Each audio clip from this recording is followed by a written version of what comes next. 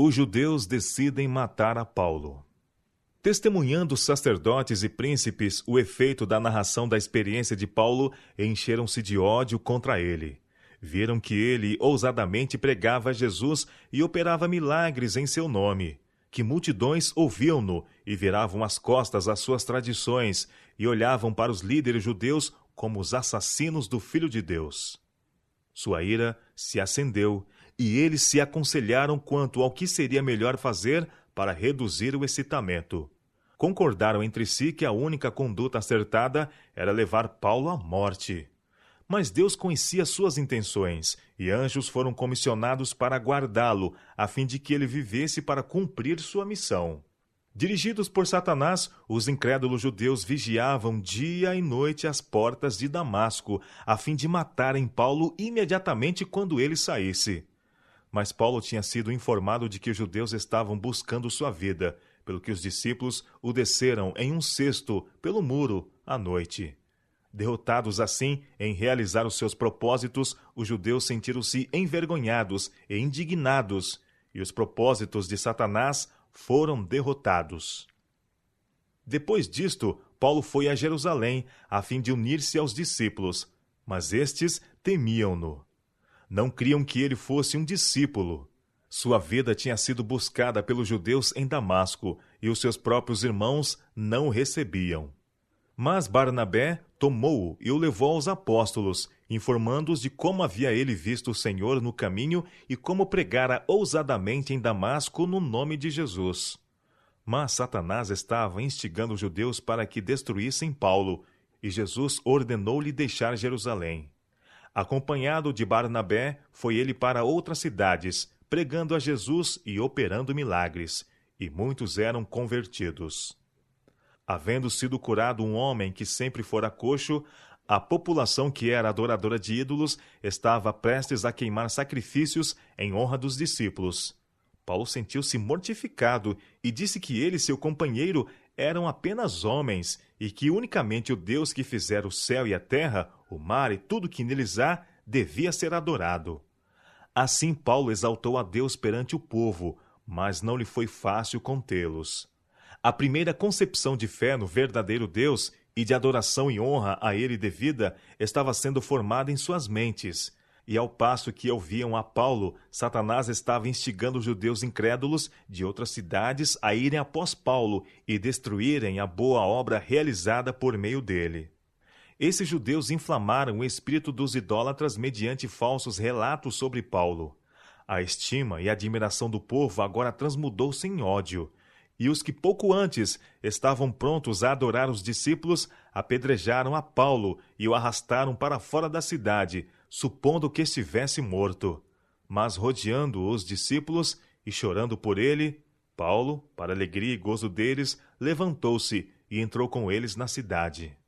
De outra feita, ao pregarem Paulo e Silas a Jesus, uma certa mulher, possuída de um espírito de adivinhação, seguia-os, clamando: Estes homens são servos do Deus Altíssimo, e vos anunciam o caminho da salvação.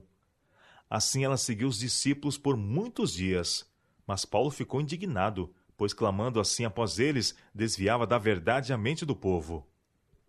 O objetivo de Satanás em levá-la a fazer isto era enfadar o povo e destruir a influência dos discípulos. O espírito de Paulo se agitou dentro dele, e voltou e disse ao espírito: Em nome de Jesus Cristo eu te mando, retira-te dela. E o espírito mau, repreendido, deixou-a.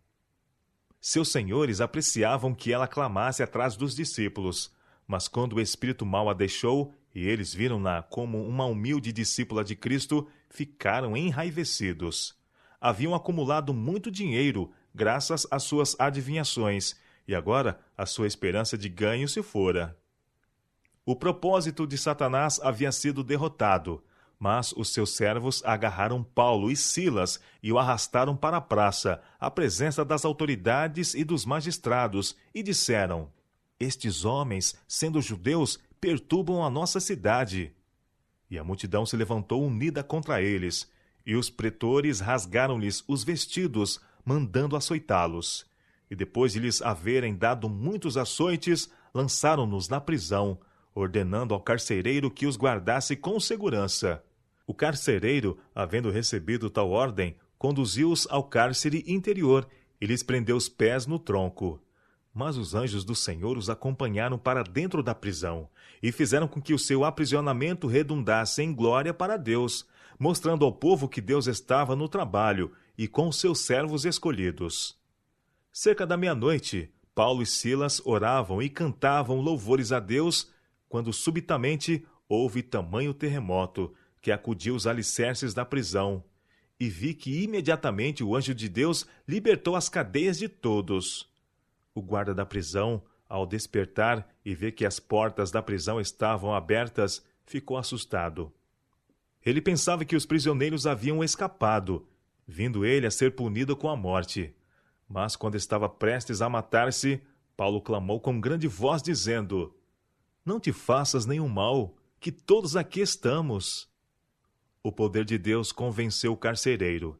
Ele pediu que trouxessem luz. Entrou precipitadamente e, tremendo, caiu aos pés de Paulo e Silas.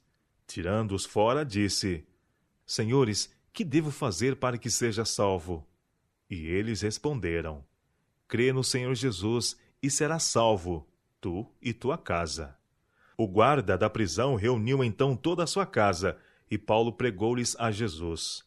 Assim o coração do carcereiro uniu-se ao de seus irmãos, e ele lavou-lhes os vergões dos açoites, e com toda a sua casa foi batizado nessa noite. E pôs alimento diante deles, e rejubilou-se crendo em Deus com toda a sua casa. As novas maravilhosas da manifestação do poder de Deus em abrir as portas da prisão e na conversão do carcereiro e sua família logo se espalharam amplamente. Os magistrados ouviram essas coisas e temeram e ordenaram ao carcereiro que deixasse ir Paulo e Silas. Mas Paulo não desejava deixar a prisão ocultamente. Não queria que a manifestação do poder de Deus fosse ocultada. Disse-lhes ele: Sem ter havido processo formal contra nós, nos açoitaram publicamente e nos recolheram ao cárcere, sendo nós cidadãos romanos. Querem agora as ocultas lançar-nos fora? Não será assim. Pelo contrário, venham eles e pessoalmente nos ponham em liberdade. Quando essas palavras foram ditas aos magistrados, e ficou-se sabendo que os apóstolos eram cidadãos romanos, os dirigentes ficaram alarmados, temendo que eles fizessem queixa ao imperador sobre o procedimento ilegal que tiveram. E vieram, soltaram-nos e se desculparam e pediram que deixassem a cidade.